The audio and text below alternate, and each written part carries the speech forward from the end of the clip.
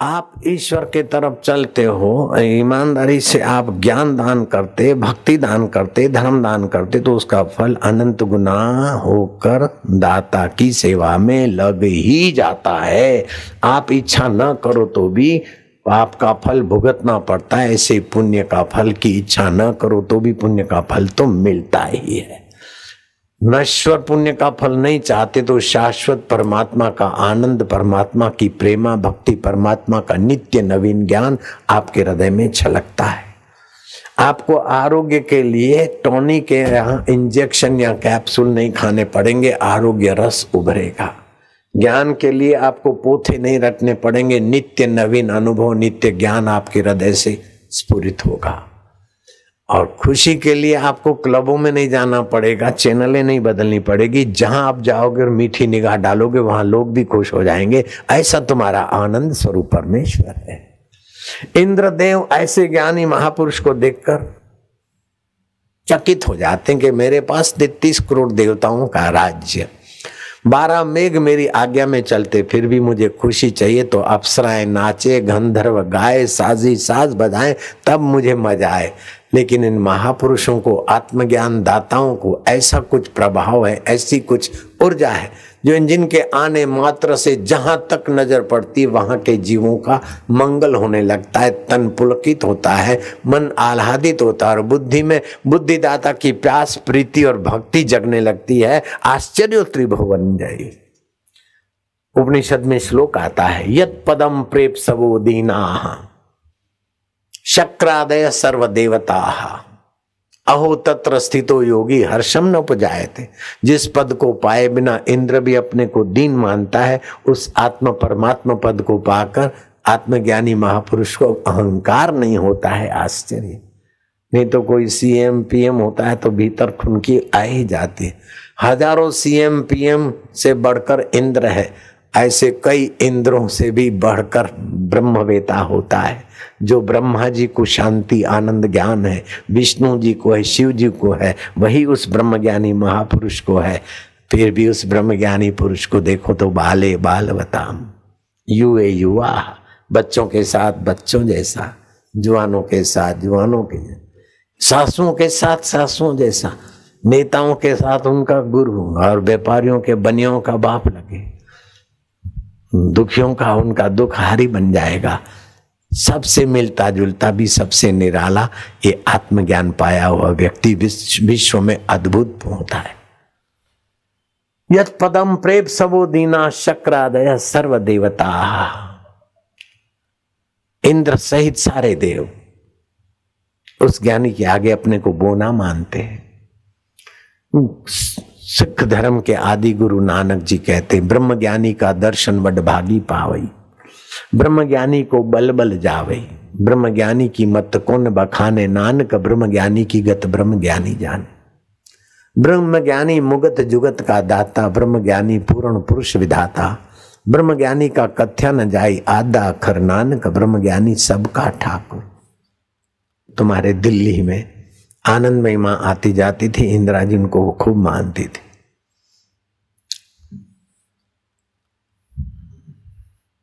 नेहरू भी मानते थे। उनके एक आदरणीय संत थे हरि बाबा। तबीयत ऐसी हुई और डॉक्टर ने आनंदमयी मां को फोन किया कि माता जी, बाबा आप 10-5 मिनट में चोला छोड़ देंगे, नहीं रह पाएंगे। बोले नहीं नहीं, बाबा को बोलो हम आते हैं। आप दिल्ली में आप कहाँ हैं? मेरे को आने में 1 घंटा लगेगा ड्राइवर को। बाबा को बोला हम आते हैं। बोले माँ मैं पल्स देखता हूँ। बोले बाबा जी तो चले गए हैं। बोले नहीं नहीं चले नहीं गए, हम आते हैं। डॉक्टर लिखता है कि मुझे ताजुब लगा कि इतनी बड़ी संत भाई, मैं बोलता हूँ पल्स नहीं है, उनके प्राण निकल गए। बोलते हम आते हैं, नहीं गए नहीं गए। वो आई, उन्होंने दिखाया कि लो ये शव पड़ा है। कमरा बंद किया और थोड़ी देर में माँ हंसते हुए बाहर निकली और देखा तो बाबा भी बैठे हैं हंसते हुए। और माँ ने कहा कि 6 महीने तक बाबा जी नहीं जाएंगे, फिर जाएंगे। वो बाबा जी जिंदे होके बैठे थे। ऐसी कई संभावनाएं होती है। एक बाई का पति मर गया था उस समय सती परंपरा थी, क्योंकि यवन लोग युवतियों को अपनी भोग्या बनाने में अंधी दौड़ लगाते थे। हिंदू की कोई भी बहू बेटी हो तो बस वो अपनी भोग्या है, इसलिए बाल विवाह चला और पति मर जाए युवती का तो सती परंपरा चली इस दबाव के कारण। तो एक भाई का पति मर गया तो शमशान में ले जा रहे थे, तो सती बनते समय सारे शादी की साड़ी सुहाग के सारे जेवर पहन के पति की चिता पर अपने को कुर्बान करने को जा रही थी। रास्ते में देखा संत तुलसीदास बैठे, देखा कि मरना तो है, आखिर संत के दर्शन भी कुछ तो काम करते, प्रणाम करने गए। संत ध्यान में थे तुलसीदास जी। अब वो तो दुल्हन बन के जा रही थी, तो जरा चूड़ियों की छनछनाहट हुई, होती है कि नहीं होती छनछनाहट, पायल की चूड़ियों की होती है ना, रियाले। तुलसीदास की आंख खुली, देखा कि ये दुल्हन आई है कहीं शादी करके। दोनों हाथ उठाए और होलसेल में आशीर्वाद दे दिए, सदा सुहागिन सदा सुहागिन। अब पति का शोक चला गया और महाराज की बात पर बाई को हंसी आ गई कि बाबा आप क्या बोलते हैं, मेरे पति की लाश तो शमशान में पहुंच गई, आप दोनों हाथ उठा के कहते सदा सुहागिन सदा। बाबा ये कैसे संभव है? बोले जिसने बुलवाया वो करेगा, तेरे पति के शव को यहाँ मंगवाओ। मंगवाया। तुलसीदास थोड़ी देर शांत हो गए, आकाश में संकल्प करके नजर दौड़ाई, जो भी उसका सूक्ष्म शरीर घूमता है, सिर पे हाथ रखा और वो मुर्दा जिंदा हो गया। लोगों में है श्रद्धा की और आश्चर्य की लहर फैल गई। सबसे मिलता जुलता भी सबसे निराला ये आत्मज्ञान पाया हुआ व्यक्ति विश्व में अद्भुत होता है। यत् पदम प्रेम सबो दीना शक्रादय सर्व देवता, इंद्र सहित सारे देव उस ज्ञानी के आगे अपने को बोना मानते हैं। सिख धर्म के आदि गुरु नानक जी कहते, ब्रह्म ज्ञानी का दर्शन बड़ भागी पावई, ब्रह्म ज्ञानी को बल बल जावे, ब्रह्म ज्ञानी की मत कौन बखाने, नानक ब्रह्म ज्ञानी की गत ब्रह्म ज्ञानी जाने। ब्रह्म ज्ञानी मुगत जुगत का दाता, ब्रह्म ज्ञानी पूर्ण पुरुष विधाता, ब्रह्म ज्ञानी का कथ्या न जाई आधा अखर, नानक ब्रह्म ज्ञानी सबका ठाकुर। काशी की बात है, रामदत्त नाम का विद्यार्थी अपने शिक्षा गुरु के लिए फूल तोड़ रहा था। एक संत अपनी कुटिया में उसको देख लिए, ए बच्चे ए इधर आओ, तुम्हारा नाम क्या है? बोले हे महाराज प्रयागराज मालकोट मेरे पिता पुण्यदत्त पुण्य सदन, माता सुशीला और मेरा नाम रामदत्त है। तो क्यों फूल चोरी करता है? महाराज जी हम तो विद्यार्थी हैं, गुरु जी के लिए फूल यहीं से ले जाया करते हैं। विद्यार्थी तो क्या पढ़ते हो? संस्कृत पढ़ता हूं। क्या मरने वाला संस्कृत पढ़ता है? तेरी मौत तो नाच रही है, संस्कृत पढ़ता है। किसके यहां पढ़ता है? बोले स्वामी माधवानंद जी। बोले जाओ माधवानंद को बोलना आचार्य राघवानंद जी बुला रहे हैं, जाओ बेटे। राघवानंद जी आए। बोले वो लड़का तो भी मरने वाला है, उसकी आयुष्य तो थोड़ी है, अब इसको रटा रटी करा कर समय क्यों बर्बाद करते हो? बोले महाराज जी वो तो मैं जानता हूं उसकी आयुष्य लंबी नहीं, लेकिन मेरे पास तोड़ भी नहीं। तोड़ नहीं तो फिर मेरे पास भेजो। भेज दिया, रामदत्त को भेज दिया आचार्य राघवानंद जी के पास। राघवानंद ने गुरु मंत्र दिया, श्वास अंदर जाए भगवान का नाम, बाहर आए तो गिनती। सोते समय ऐसी योग निद्रा और सुबह उठते समय शांति ध्यान। कुछ प्रयोग जो हम आपको कराते हैं। मृत्यु का समय आया बेटा तू ध्यान में बैठ जाना। मृत्यु का समय निकल गया। 111 वर्ष की आयुष्य हुई। रामदत्त विद्यार्थी में से स्वामी रामानंद संप्रदाय के संस्थापक वही विद्यार्थी बना। भय प्रगट गोपाला दीन दयाला जो भी गाते साधु संत रामानंदी और रामदत्त में से बने हुए रामानंद स्वामी की परंपरा के ही होते। जय जय सिया राम, दंडवत महाराज। साधु बाबा समझते हैं। तो ये आपके आत्मा में अद्भुत सामर्थ्य, लेख को मेघ मर सकते। मेरी माँ मरने वाली थी, डॉक्टरों ने कहा 24 घंटे से ज्यादा नहीं जिएगी। अब 22 घंटे में लीवर किडनी ये सब खराब है, इम्पॉसिबल है। मेरे वैद्य को भेजा, बोले इम्पॉसिबल है। मैं गया माँ के पास तो माँ हाथ जोड़कर, प्रभु मुझे जाने दो। मैं कहा मैं नहीं जाने देता हूँ। तो बोले क्या करूं, दुखियारी, नींद नहीं आती है, नहीं बोल भी नहीं पाती। मैं कहा मैं मंत्र देता हूँ। उसने श्रद्धा से मंत्र लिया। 24 घंटे गए, 24 दिन भी गए, 24 महीने भी बीत गए। अमेरिका के मेरे भक्त डॉक्टर, दूसरे कई डॉक्टर आकर पूछते थे, माँ तुम तो एक दिन में मरने वाली थी, अभी तक जिंदी, सब ठीक कैसे हो गया? तो मेरी माँ भी चुटकी से, मरना है तो तुम्हारे डॉक्टर बोल रहे थे अभी मर जाएगी, अभी तो उसमें से तो कोई मर भी गया होगा, मैं तो अभी तक जिंदी हूँ, तुमको मरना है तो मर जा। मेरी माँ भी चुटकी ले लेती थी। तो मैंने मेरे वैद्य को डांटा, कह रहे तू तो बोलता था कि नाड़ी विपरीत चालो हो, कोई थई सके नहीं, तो कैसे जिंदी हुई? अभी तक कैसे घूमती खाती पीती स्वस्थ है? इस केस के गवाह तो हजारों हजारों मेरे भक्त हैं, दिल्ली के भी और अहमदाबाद के भी और आसपास के भी, यूरोप के, अमेरिका के भी।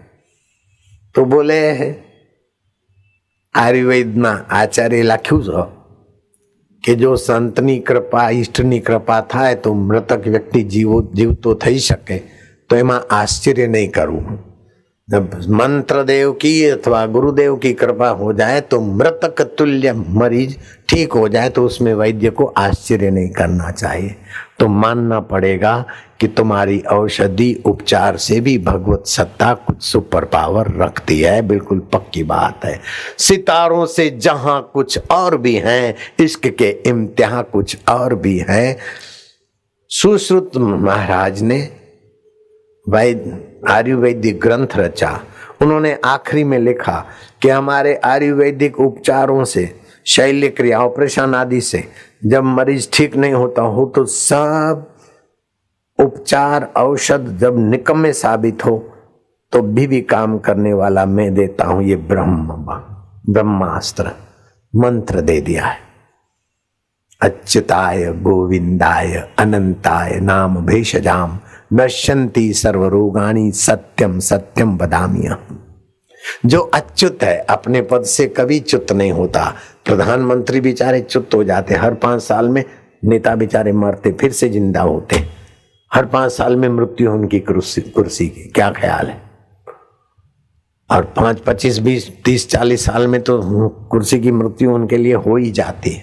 इंद्र की कुर्सी की भी मृत्यु हो जाती,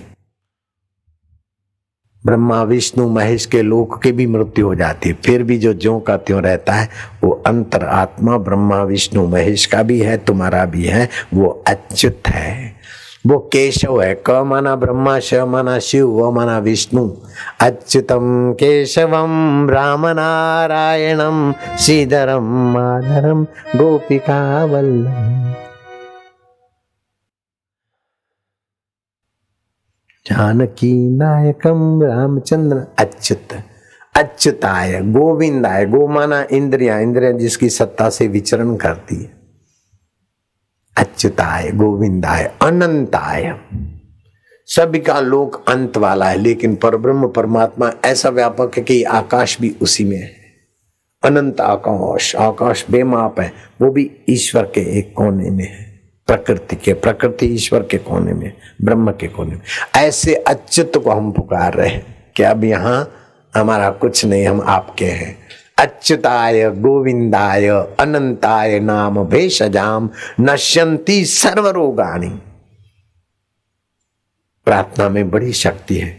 कल मैंने सुनाया था आपको कि गुरुजी को पंखा हाँक रहा था और गुरुजी एकाएक मुंह घुमा के गंभीर हो गए। उस शिष्य ने जांच की, गुरुजी अपना सेवक पुकार रहा है, साइक्लोन चला है, भूमंडल चला है, समुद्र में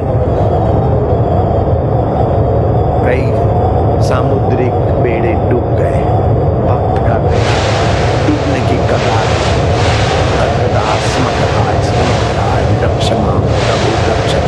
गुरुदेव रक्षमा।